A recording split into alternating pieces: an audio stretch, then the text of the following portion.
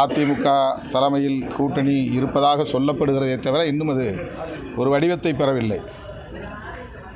விஜய் தனியாக போவார் என்று தான் சொல்லுகிறார்கள். அவர் ஒரு அணி கட்டுவார் என்று ஒரு யூகம் இருக்கிறது. ஆனால் அதுவும் ஒரு வடிவத்தை இன்னும் பெறவில்லை.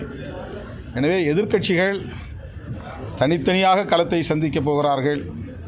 ஒரு அணியாக வடிவம் பெற வாய்ப்பில்லை என்று தான் நான் நம்புகிறேன்.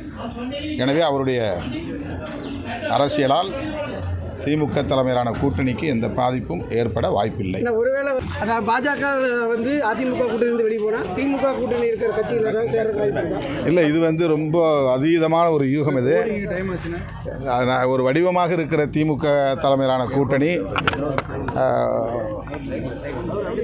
மாறுவதற்கு, அதில் உள்ள கட்சிகள் மாறுவதற்கு எந்த தேவையும் இடவில்லை, அதற்கான வாய்ப்பும் இல்லை.